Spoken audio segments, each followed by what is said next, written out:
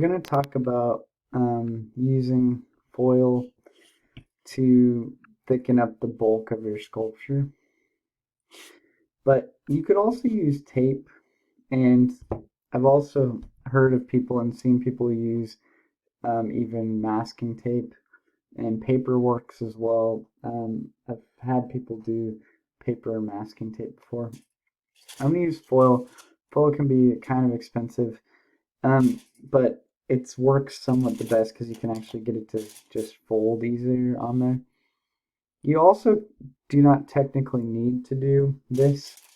If you were doing something that had more of a simple armature, like a figure, that just an armature that was, the basics of the body, like a spine, shoulders, all that, then you could just do the oil clay straight on there and it would be fine because you have enough oil clay to do it, and it'll stick. It just won't, you can't do something bigger probably with the amount of oil or clay you have unless you do something to bulk this up. So that's why I'm showing you in case you need that. This is a step you could skip, but it'll make it better if you do it. So you just get some foil out of the packet. A lot of people I've seen do this before. They're like fold it over on itself a little bit. Like sometimes they make it into like a wrap thing where they wrap it like this and this. I don't actually know if that helps very much. I've tried it before and seen people do that. I actually sort of prefer to just wrap it more this way because I think it has more spots to grip onto a little bit better. And when you see that's happening here is I'm getting a little bit of a mitten that I have for my glove. I want to show you that right here close by me is me. I'm actually referencing my drawing all the time still.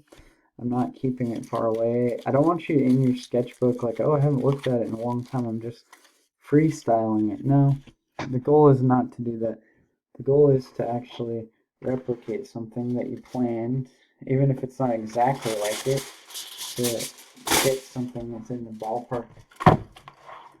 Get another baseball joke of it. So you want to keep it close by. So, I'm going and putting it in here. I probably have a little more bulk here than I exactly wanted as far as the wires.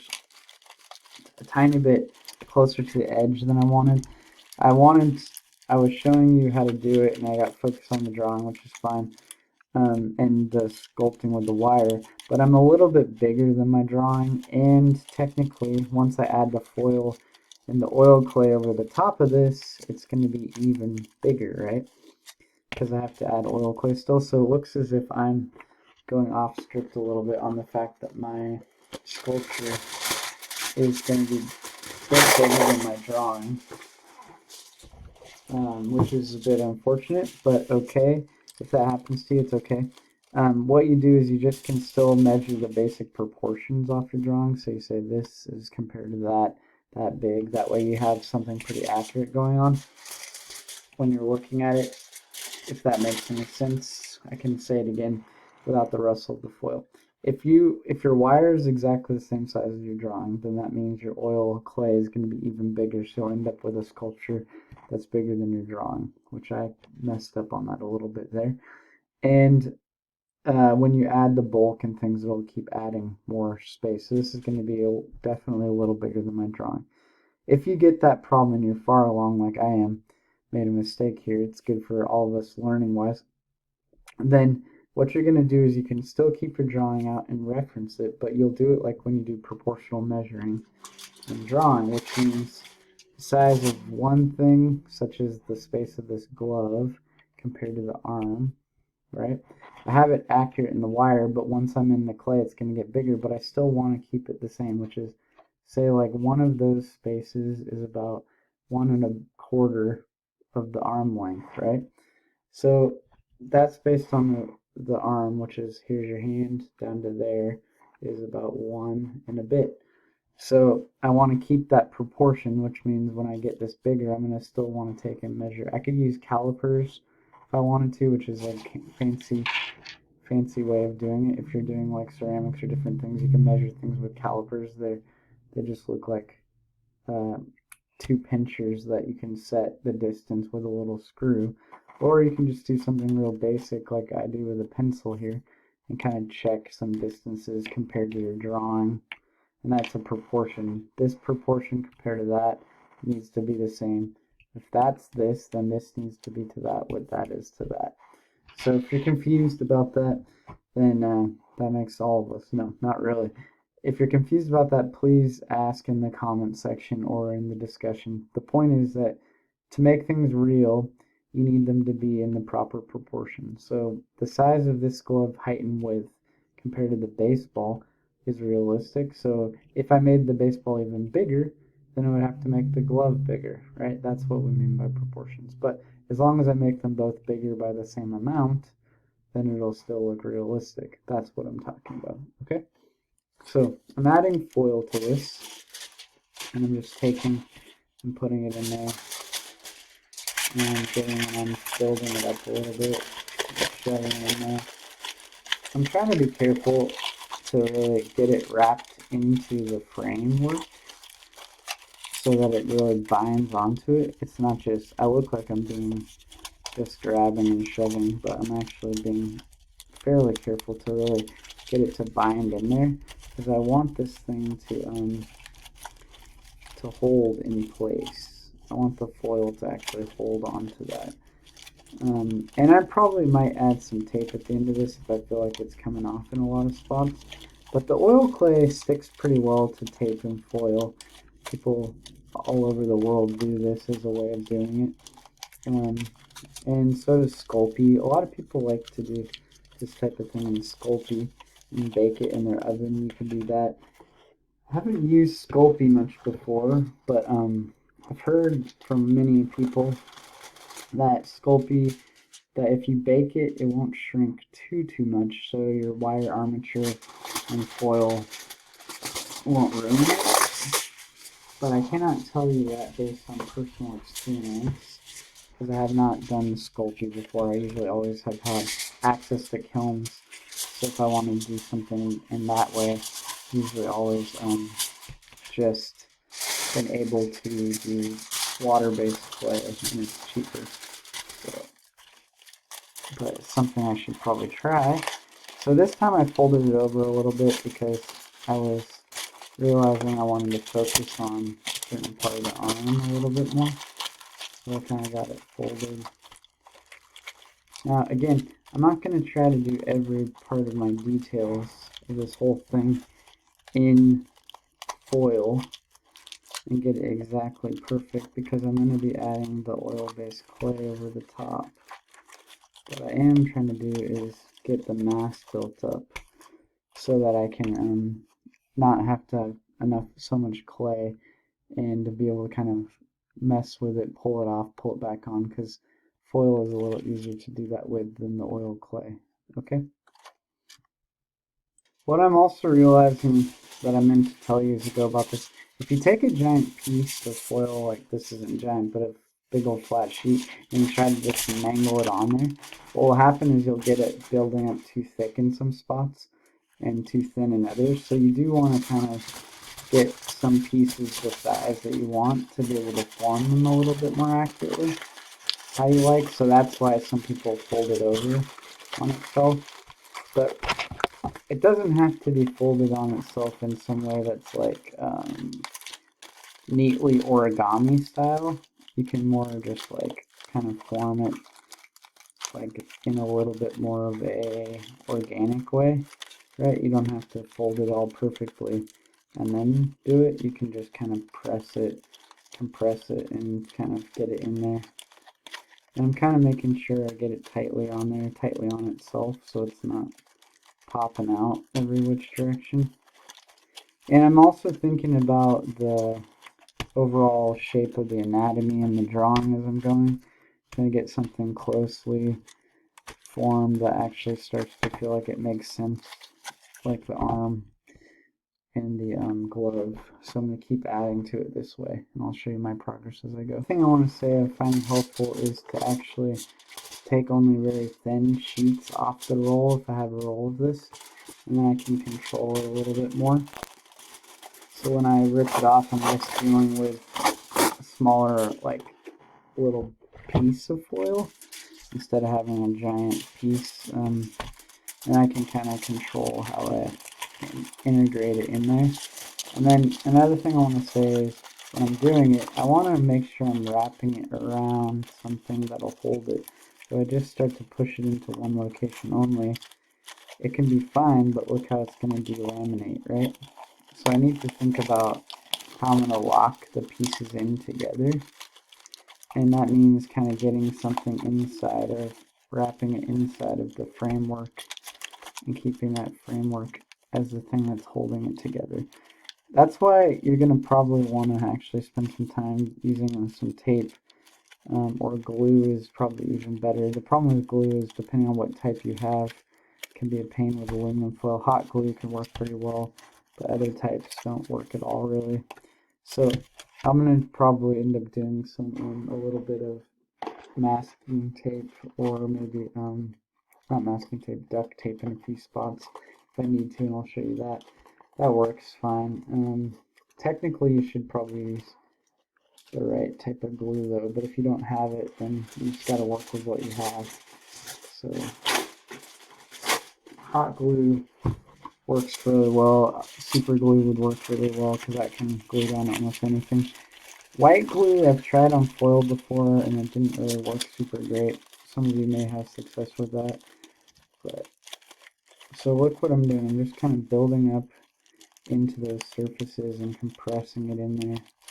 And I'm thinking about, it's getting closer to an arm type of shape, glove, but it's not there yet, and it doesn't need to be there with this because the purpose of this is to get the mass being built up, not make it perfectly out of foil. This is just building the mass so I can add that layer, almost like a thicker skin on top of this of the oil clay, and get all the detail and things straightened out the exact way I want. So I'm actually getting pretty close to being done with the foil. You can see here that's looking pretty accurate. I got some big holes, but I'm not too worried about them. I'm going to go in and fill in a little more. What right now I'm actually mostly concerned about is how thin the glove part is up here. So I'm actually going to thicken that up a little bit more by fully going over it and down onto it to try to, I can play with some of the shape of the glove, trying to start forming that a little bit. So what I'm doing is I'm playing with, in my hand, in this picture of a hand, where the thumb would be, and then with the other finger. So I'm actually going to start thickening up a little bit more on those edges.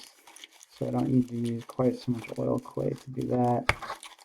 And it'll also make it so that the wire won't pop through the, and break the aluminum foil in too many spots. So that's part of that. And then my last part I'm kind of annoyed about right now to fix is how big of dents there are here.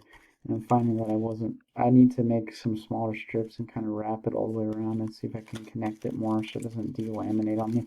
Those are the spots I'm going to be concerned about maybe adding some tape, especially or glue, because otherwise they'll just fall out. So I got a little strip here, and I'm just going to push it in there.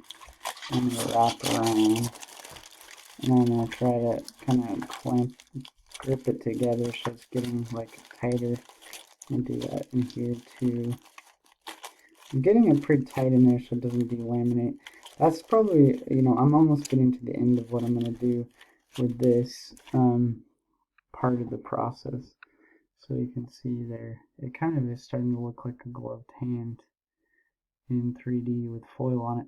I don't want to go too much further into the process with this foil because otherwise it's going to get bigger and bigger and bigger, and my scale is going to get messed up a lot more. And right now I'm just about right. I mean, this is already about as big as my drawing, so like I said, I'm a little off scale, but I'm not too far out where I'm going to have a ton of problems with that. So I'm probably going to be done because I added enough mass and I can start adding the oil clay. So the only thing I'm kind of at least maybe fix before I go on is down here I have a lot of wire exposed, and I'm going to probably mess with the form a little bit to see if I can make it feel like a hand a little bit more in a few spots, but overall that's all going to happen in the oil clay. So I'm probably put a piece right here before I'm done. But that's that. So far almost finished here with this, and then the next step is going to be to mass it out with oil clay, which will be a separate video. So hold on a second, I'll finish this off and then we'll talk about that process. Getting close, the last pieces right here I don't like are just covering up that wire at the bottom so that it won't go all the way through. I said to you guys you could use masking tape as well, and it will work because this isn't water-based clay, it's oil-based clay. So it won't make it expand and get funny exactly the same way. It won't, as like a water-based clay, if you used a paper product in here, it could even work. The difference, I guess, between that and foil is foil sticks to itself better, less tape, and you have more control over the details, so I recommend it. It didn't take that much foil, so the cost wasn't that high. And then the other thing about why foil is better is because if you, it's more, it lasts longer, basically. Paper would, if you kept it in there forever and wanted to keep this as a finished product, which most of you would, it could get funky over time and break down and even maybe mold. I don't know, it depends on the moisture, but it's not going to have much of a problem with that with aluminum foil. So it's looking pretty good in a lot of spots. There's a few spots I'm not super 100% stoked with, but I'm close enough. And I'm just going to take a little bit of duct tape. A lot of people that I've seen do this before and talked to, and even professors I have done this with, have just used some type of paper and tape to do the heads, like I said. So it's not like you can't. I just think foil is more long-lasting, sort of, for a final piece, more archival, I guess, in a way. It won't break down as much over time. So I think I like it better. But I'm going to add a little duct tape on this guy and kind of in a few spots. I usually have used masking tape and I didn't have any at home, so I thought I'd try duct tape. I tested out before this to see if the oil clay was still going to stick alright, and there was no problems. This is not super shiny duct tape though. It's kind of, I don't know if there's not vinyl. There's vinyl ones that are even more shiny and plasticky.